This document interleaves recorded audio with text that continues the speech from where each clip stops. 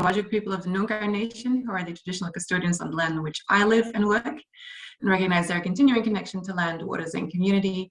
And I would like to pay my respects to elders past, present, and emerging, and extend that respect to Indigenous people with us today.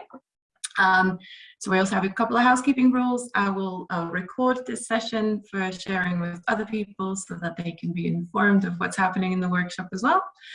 If everybody's okay with that we record this. If you have any issues, I see some nods and some, okay, excellent. I'll do that in a minute. And yeah, there'll be plenty of time for questions at the end. So you can kind of hold off on your questions until sort of we've gone through the presentation so that we have a clean recording. Let me just see if I can get that up now. Record.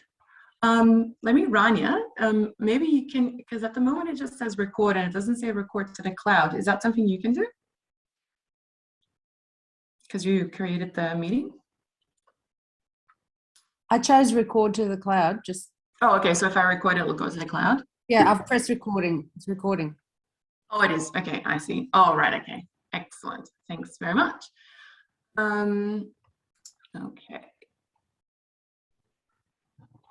Let's see if I can get this to.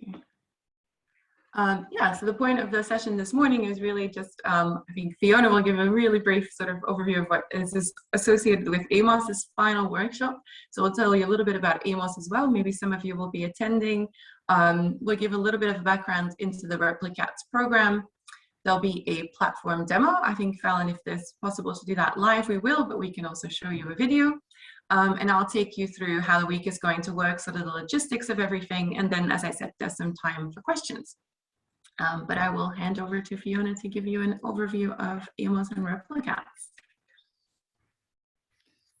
Hi, everyone. Thanks for coming this morning or whatever time it is for you. I feel a little bit emotional about this one because after 3 years, this is our last official repliCATS data collection workshop as part of the SCORE program. So it's quite a milestone. We've been running these for 3 years now, and we've evaluated about 4,000. Well, this workshop will take us up to, actually, this workshop will bring us up to 4,000 papers that we will have evaluated in those 3 years. So, but it does, it feels like it's quite a milestone and, you know, kind of the end of an era, really. Anyway, before I talk any more about that, the Amos Conference. So Amos is the Association for Interdisciplinary Meta-Research and Open Science, which we started 3 years ago, just as the repliCATS project was itself starting. And this is the 3rd annual conference now of Amos. And it's an opportunity for scholars, practitioners, and institutional representatives to share knowledge and kind of discuss some of the initiatives in open science and meta science that are around, initiatives to improve the practice and culture of science. And it's our opportunity to sort of gather as a community of meta researchers around the world too. We had hoped, this last paragraph here on the slide is a little bit of a lie, actually. We had hoped to have these Discover Meta Science sessions ready for the start of this conference, but in fact they're a bit delayed. But those are resources that we hope to provide in the future. You know, some sort of introduction to what is this meta science thing. So Amos itself is a partly structured conference. So there are some keynote and regular sort of talks, sessions, you know, themed sessions like you see at a regular conference that run for about half the day, and then the other half of the day is discussion groups and hackathons and workshops where we're actually doing stuff. And the program is online now, and I encourage you to have a look at our keynote. We have 4 keynotes this year. The first one will be Brian Nosek reflecting on the last decade of meta research, and the closing one will be Rose O'Day, one of our postdocs on the repliCATS team, who will be looking at the future, the next 10 years of meta science. And there are all sorts of wonderful things in between those opening and closing keynote addresses too. So if you're not already registered, have a look at the program and do consider that registration's really cheap or free, no questions asked. Now, let me tell you about repliCATS. So the CATS in repliCATS stands for Collaborative Assessments for Trustworthy Science, because that's what we're doing, group evaluations of published research. We've had a really big team over the last 3 years. These are just some of the people who have worked on this project with us. And of course, all of you, our participants, who have made all of this possible. The project itself, repliCATS, is part of a bigger program organized, coordinated by DARPA, the US Department of Defense, which is an interesting kind of thing in itself. Then the first time that a really big meta-research project like this has been funded by an end user of science. So an end users who use the evidence base, the published evidence base in social science to make really important decisions and policies and to set up programs. In the case of the US Department of Defense, literally life and death decisions. And they are sufficiently concerned with the reliability of the evidence base in these disciplines that they have put their money where their mouth is and invested millions of dollars in setting up this project to help assure confidence in that published evidence base.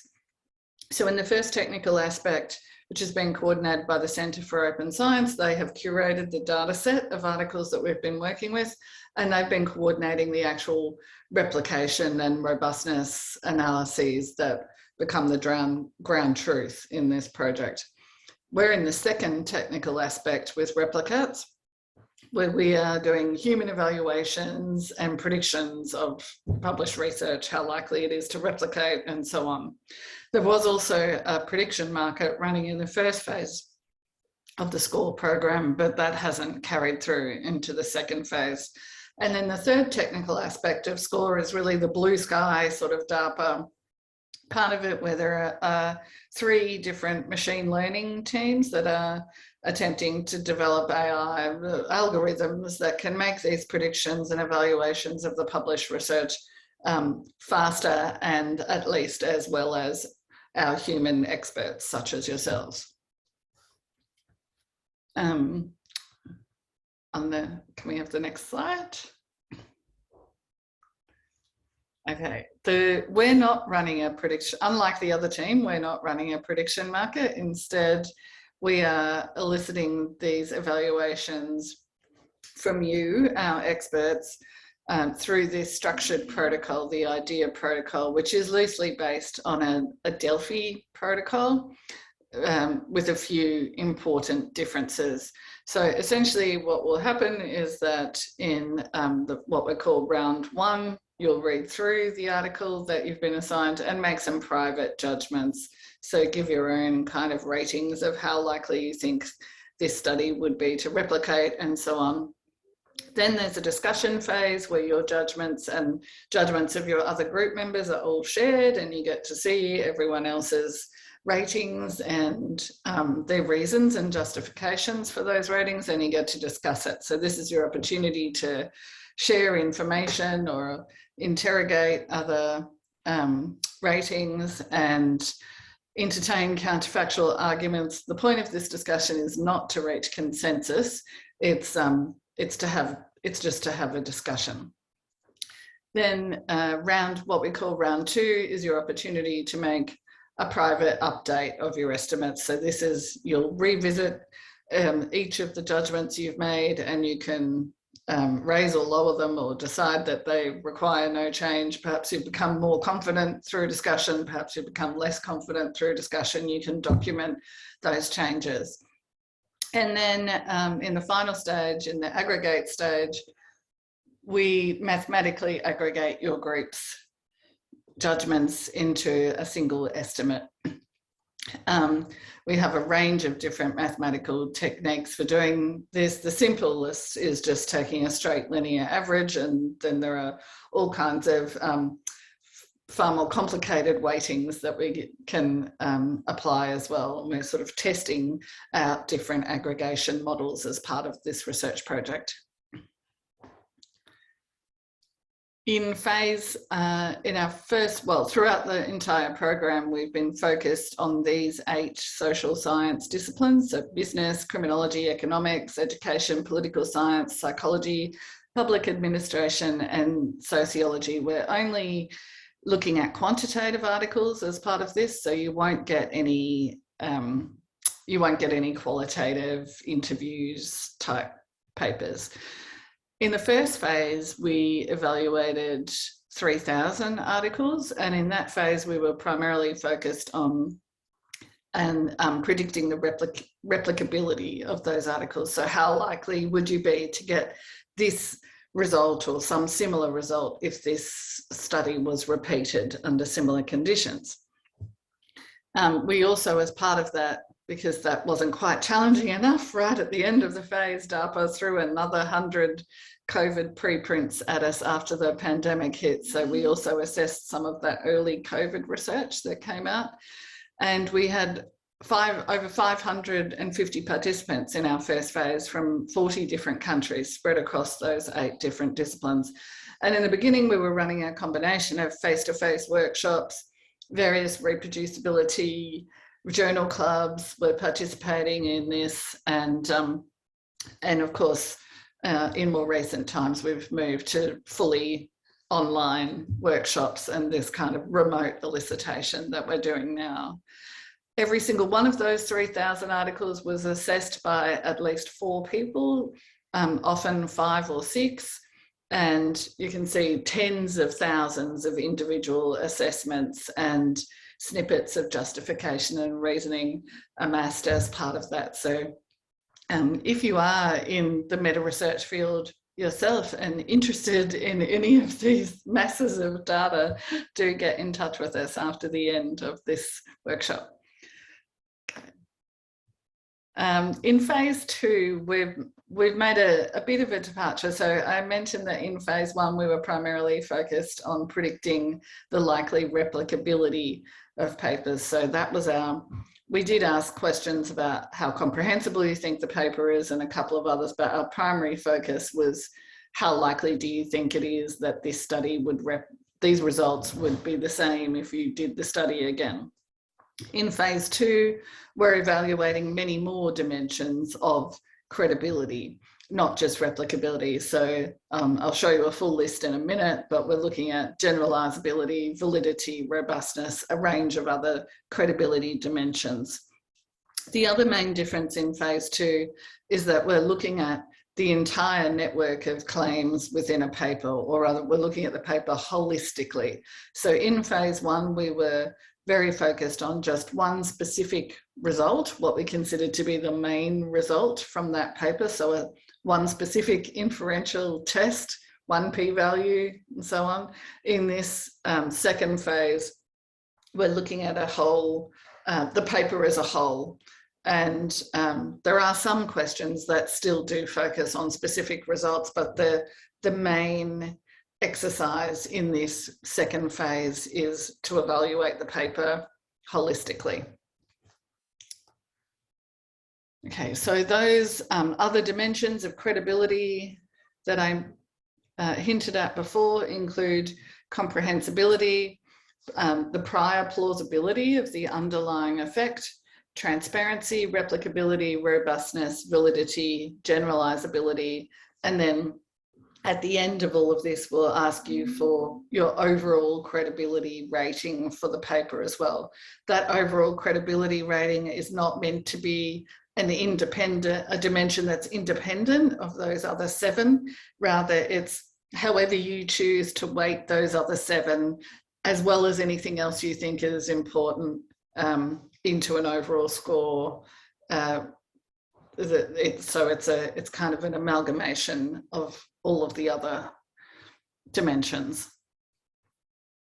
So more concretely, and I'll go through these quickly, and then when Fallon gives her demonstration of the platform, this will feel less abstract and make a lot more sense.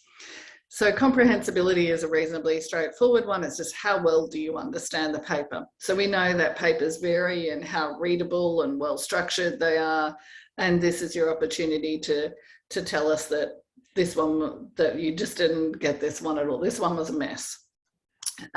Or that it was really good, of course, that happens too. The second question is about plausibility, which, as I mentioned, is about how plausible that underlying effect is. So forgetting about how it was exactly how it was operationalized in this particular study, how real do you think the underlying effect is that the researchers are trying to, the underlying effect or phenomena that the researchers are trying to get at. So the way this question is asked is, how consistent is the central claim of this paper with your existing beliefs?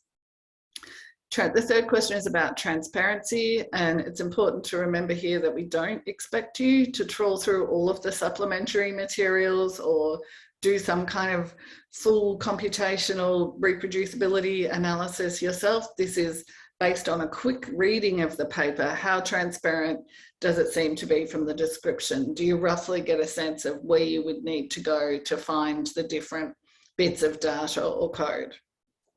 The fourth question is the same as what we asked in phase 1. So this is about replicability. Imagine a researcher is running a close replication of the original. What's the probability that a replication of that central claim would find results that were consistent with the original paper?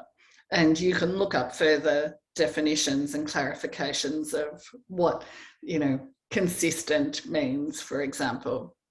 Robustness is similarly asking you what you think the probability is that an alternative analysis would find results consistent with the original paper. So this is where the original, where an independent analyst is taking the original data and doing their own analysis of it.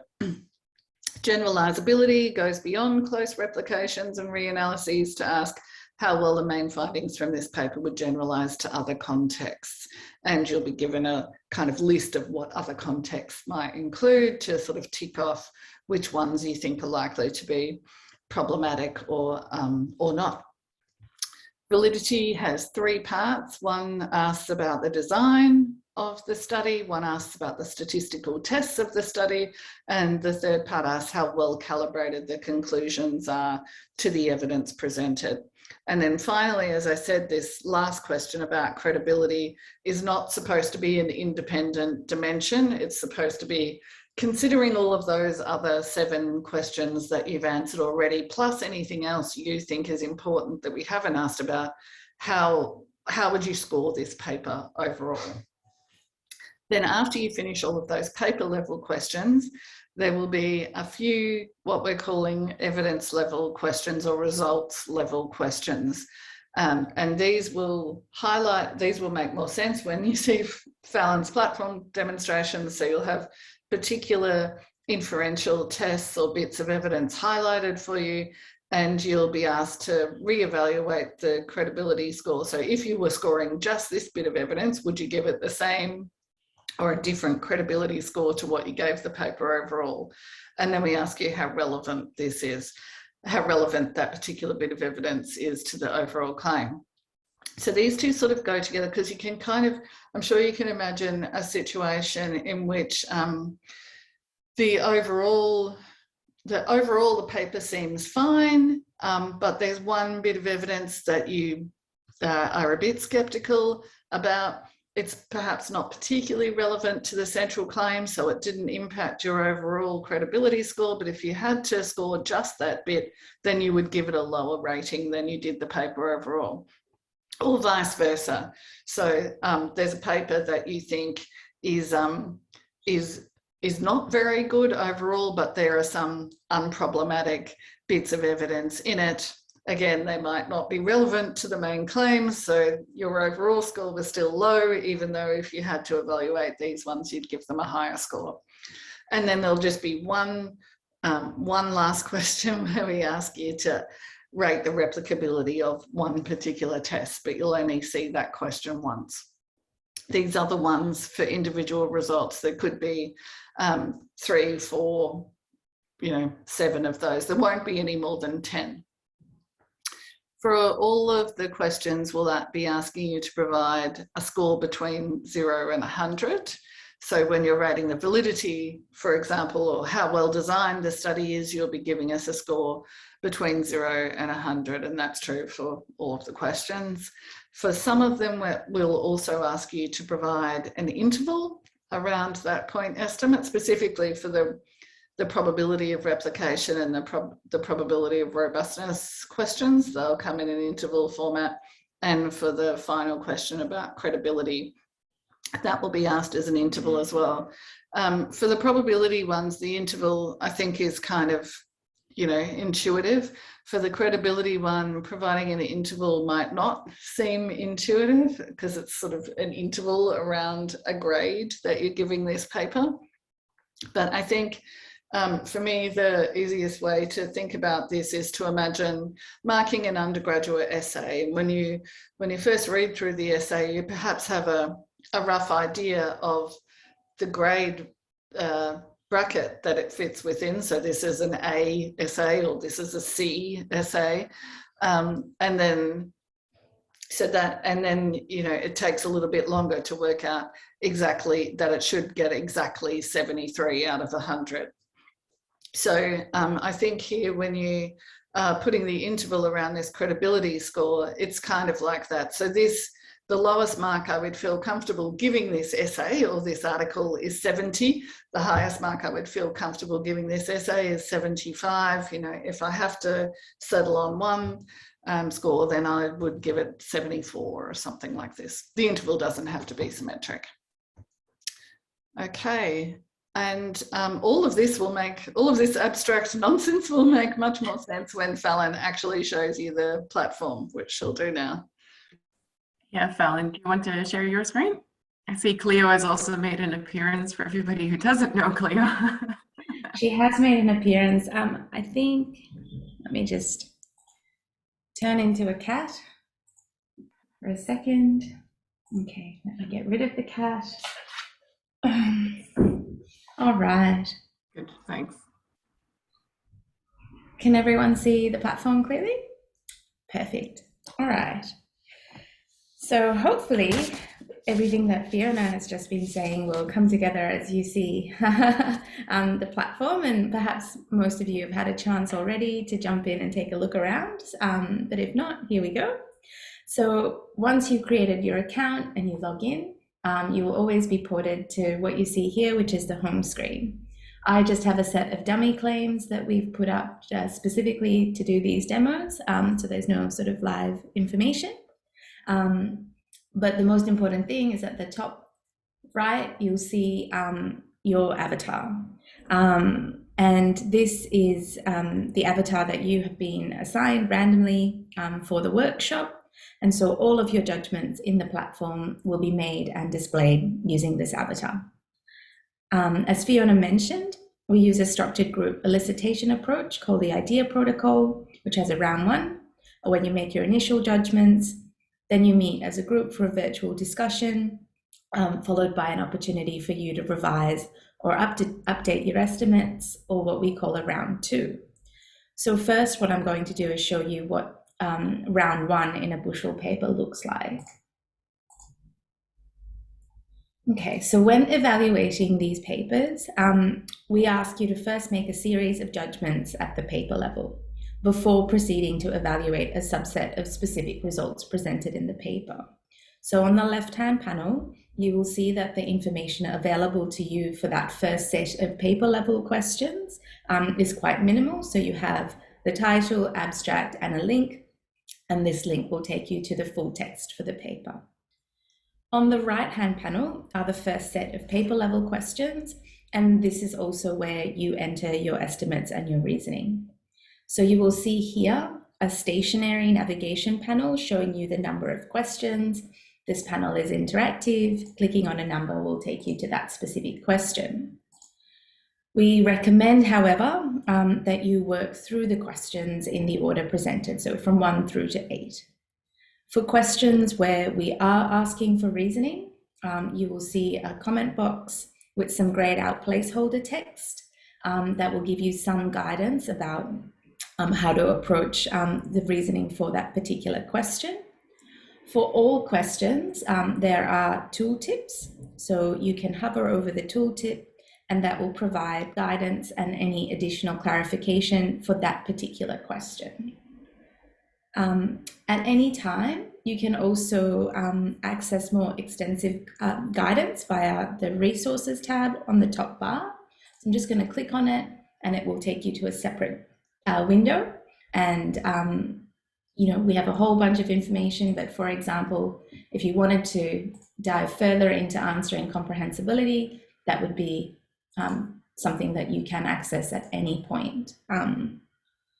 All right, so returning to the platform, the only other feature about questions that you might like to be aware of is that there's this little save button here.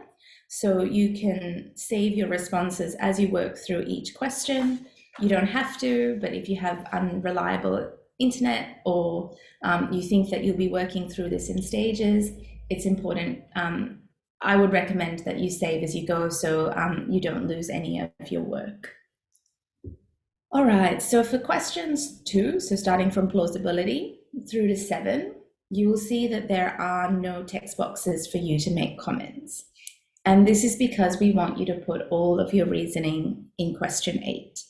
So you can use the navigation panel to get to question 8, make any comments on these questions, and then return to the question that you are working on. All right, for the purpose of the demonstration, I'm just going to enter a sample judgment here, one that is memorable. Okay. So as you can see, once you've completed question 8, that is assessing the overall credibility of the paper, it activates a button which allows you to proceed to the evidence level questions. So when you click this button, it will trigger a second navigation panel. This panel will show you the number of results to be evaluated in that paper, so 4 in this particular instance. For this section of the elicitation, the particular result that you are evaluating will appear on the top here, and you can click on context, and that will show you the underlying hypothesis and the statistical evidence presented to support that result in the paper, as well as the corresponding page numbers to just help you orient. So for question 9A, as Fiona mentioned, we are asking if your evaluation of that particular result deviates from your overall credibility judgment. So that is why there is a pre-populated response, which is the credibility judgment that you saw me just enter. Similar to the paper level questions, until you have completed all of your evidence level questions, you will not be able to submit and go to round 2. As you work through your evidence level responses, you can also at any time, if you find that helpful, see the full list of results that are presented in this paper on the left-hand panel as well, which you can see here, and you can interact with it in exactly the same way. In most Bushel papers, you will also have, as Fiona mentioned, apart from the credibility and relevance judgments, one additional replicability question, where we ask you to evaluate the replicability of this specific result. And this typically will just appear the once, but sometimes it might not appear at all.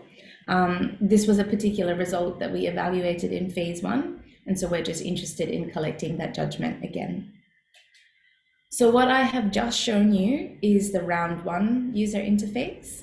Once you have submitted or completed this entire round 1, so the paper level questions plus the evidence level questions, this button will activate and you'll be able to submit, and you're basically ready for discussion and to enter your round 2. So I am going to return to the home screen. You'll see that the platform will tell you that I have responses that I haven't saved. In this case, that's okay. At any time, you will be able to see where you are in terms of the evaluations as well as your group. So I will scroll down here to a paper that I have already submitted round 1 for and is now ready for round 2. So I will just very quickly show you a few things about the round 2 interface. So as you can see, for the most part, the round 2 interface looks pretty similar. There are just a couple of key interactive differences. So in round 2, there are now 3 adjustable panels, which is really handy, we have found. The leftmost panel still contains the same information. The middle panel will show you your group's responses as well as an aggregated response for each question before displaying the round 2 response boxes where you enter your round 2 estimates and reasoning. And when, for the questions where there is reasoning, the far right panel will also show you that additional reasoning. So in preparation for your group discussion, we encourage you to review the paper level questions before proceeding again to the evidence level questions. So once again, for this demonstration, I have just entered a credibility score here, and I'm just going to proceed to the evidence level questions to show you one more key difference between the round 1 interface and the round 2 interface. So similar to round 1, your this judgment here, the credibility of that particular result judgment is pre-populated. And it is pre-populated with your round 2 credibility response. It's pre-populated with your round 1 credibility response, but for reference, we've got what you entered in round 2 here. I hope that makes sense. All right, the rest of the round 2 interface will work in exactly the same way. So there's just a couple of other things to note. This top bar here, which you can access resources, which I've already shown you. There's also a quick glossary. So if you ever want to just look at a credibility dimension and get a quick snapshot, there's a glossary of terms. There's a community page where you can look at your badges and your accounts and our Twitter feed and all the like. There's also a contact us button. So this button will trigger a web form, and you can use that form to troubleshoot. So you can report an error to us. You can also report of any breach of the code of conduct to us as well. And so absolutely finally, you will see that I am using Google Chrome, and that is, we strongly recommend that you use Chrome while you're working through your responses, because our platform has been optimized to work on Google Chrome, and we can't guarantee its integrity on some or many other browsers. So for the best possible experience, I would recommend that you use Chrome. And that's pretty much it from me. We're super glad to have you, and we hope you enjoy this workshop. Thanks, Fallon. I will share my screen again. Great. So over to me to talk you through the logistics of the actual workshop. So you've all been assigned to groups of 4 to 5 people, assessors we call them, according to your time zone, more or less. So you'll be in a group with people in a similar-ish time zone. There'll be a little bit of variation, but not too much, which makes it a little bit easier to schedule discussion. Each of the groups will have one dedicated facilitator. This time around, the facilitator will either be an experienced participant, so someone who's done this before and who we've trained to be a facilitator, so they take on an extra role, or a repliCATS, wider repliCATS team members, a few people who have repliCATS team members as facilitators. So some of the facilitators will just facilitate, they will just help you out, coordinate, lead the discussion, and some will take on a facilitator and assessor role, so they will also be looking at papers at the same time. So alongside you as participants, they will be assessing, but also sort of leading the discussion and coordinating your group. So each group has just 2 papers this time around, which is good, which you will assess over the course of the workshop week. And we've tried to make sure that all the groups have a similar workload. So if you have a longer paper, there'll be fewer of those L4 claims in it. So try to balance it out, as well as trying to match to some degree the topic of the papers with the domain expertise in your group. It's impossible to sort of match that perfectly, but we've done our best. to not put papers in front of you that are completely foreign. If you're a psychology professional, sending you economics papers that are really difficult to understand, probably not be beneficial. So we've tried to match as well as we could.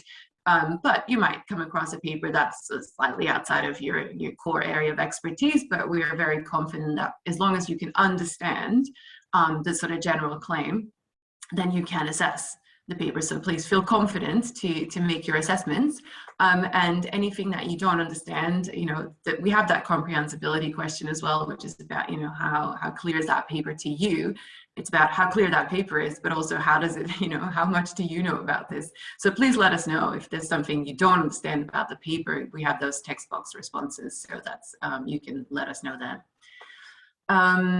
Okay, and obviously most of the assessments will be completed remotely, although we do have some groups that are all based in Chicago that will potentially meet in person, so that'll be fun for them. And yeah, so you will discuss to meet your papers, judgments, and rationales later in the week. Just as a suggested timeline for the week, today, for most of us, this is the 18th. If you haven't yet, it's a great idea to just jump on Slack. I think most of you will have signed up to Slack. I think there were a few people who didn't yet. Mel's on top of that, to make sure that everybody's invited. It's just a great place to meet your group members and to meet everybody else who's in the workshop. In your private group channel, your facilitator will schedule a time and a date for your discussion with you, probably through some doodle poll or something like that, to make sure everybody can attend. And yeah, you're ready to log on to the platform as Fallon has shown you, and you can start assessing claims straight away. So that round one that you're doing is really in your own time, so you can start that as soon as you're ready to do so. And then the next couple of days is really, that's a time you have to go through both of the papers, so have a read through, start answering those credibility questions in your own time. Do keep an eye on Slack or an email for any notifications from your group or from the repliCATS team. And then towards the end of the workshop is really generally where the groups will hold their discussion. It's just so that gives you ample time to kind of go through round one, because updating or entering your round two shouldn't really take too long. And as I said, your facilitator will organize all of that. There'll usually be a Zoom session or a team session of some description. And then once you've done that, you're ready to update your judgment. So that's your round two. The overall time commitment, we don't expect you to spend a huge amount of time, as Fiona explained, on each paper. But it is important because we're asking for a holistic assessment to read the papers, at least skim the paper, and not just look for specific results like you might have done if you were part of phase one. So about 30 minutes per paper should be sufficient to get a sense of the paper.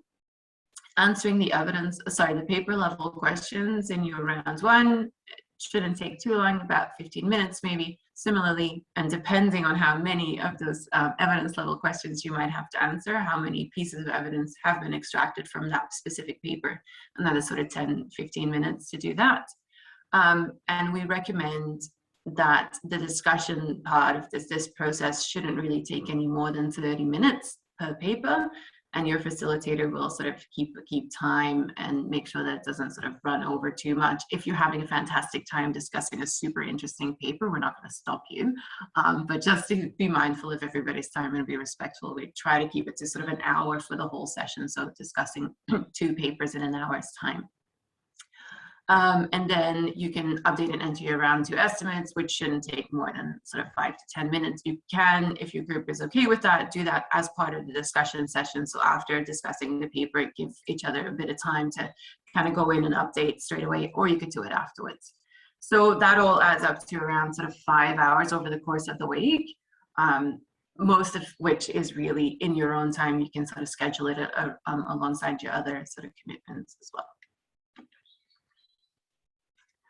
Right, so a little bit about working in groups. You've all been assigned to a group with a lovely sort of mythical creature assigned to it. I noticed that a lot of them have wings or some kind of horse, but you will find a little bit of information about your mythical creature when you log on to Slack, because Mel has kindly sort of provided the description. So if you want to know who on earth you are, have a look. It's quite fun.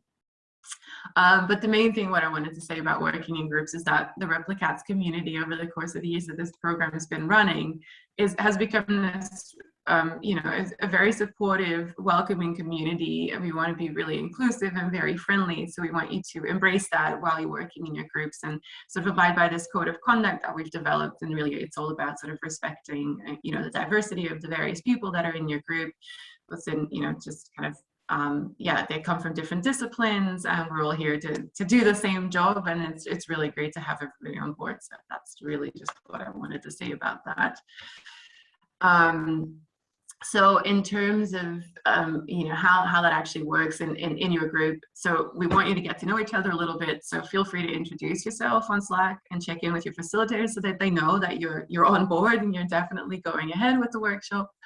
And try to respond as promptly as you can to any requests for meeting times, etc. It makes your facilitator's life just that little bit easier, that they don't have to chase up people throughout the week, especially if they're also assessing papers. They'll have a double job to do. And yeah, we encourage you to have fun with it.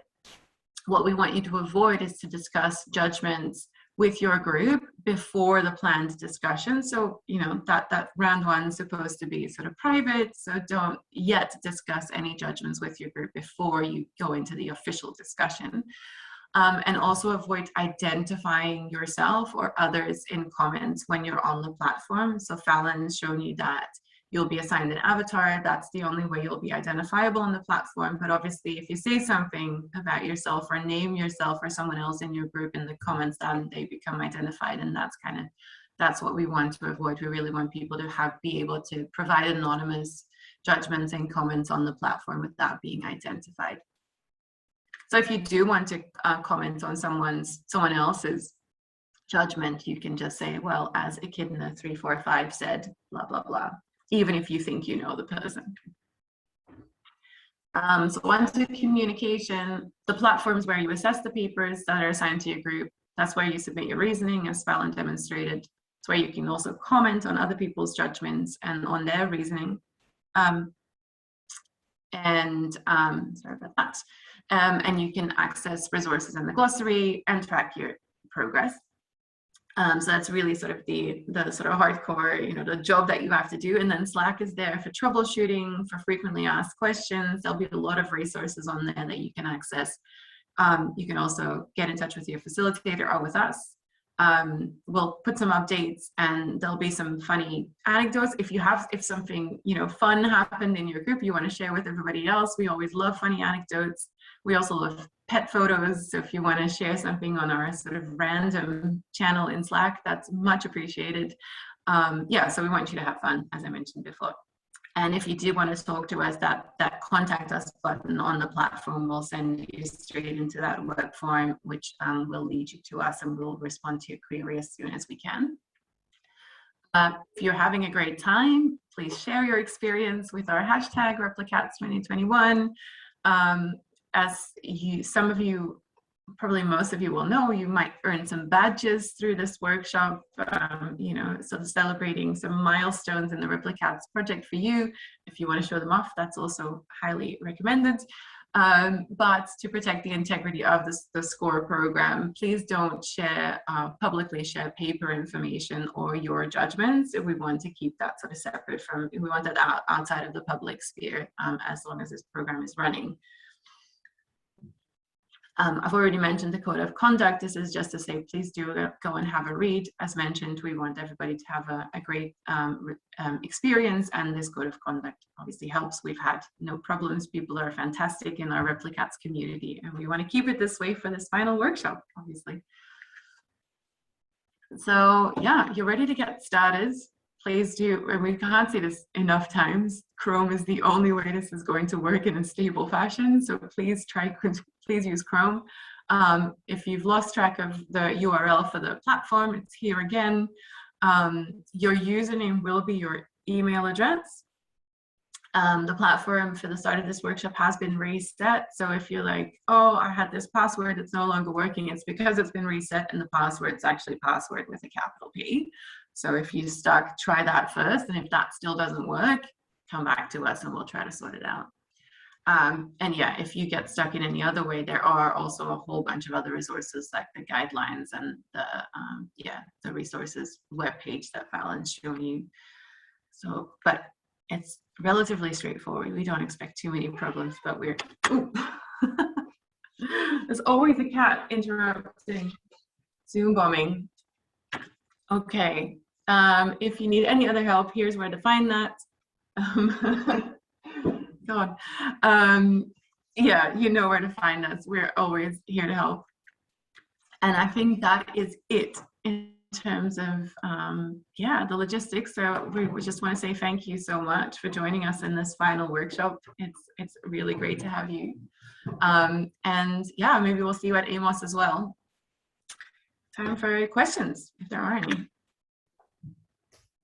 I might stop sharing so we can actually see everyone.